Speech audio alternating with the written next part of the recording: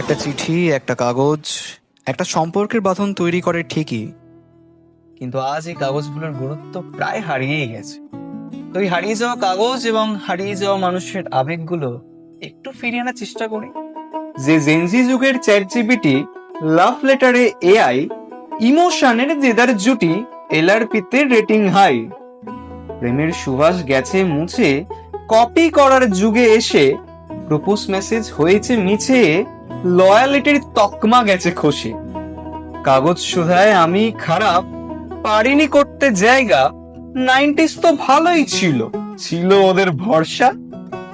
যতই চালাও social media, যতই করো নিজেকে আপডেট, প্রায়োরিটির প্রশ্নে গেলে বাবু বুঝবে মানুষ এখন ডুপ্লিকেট।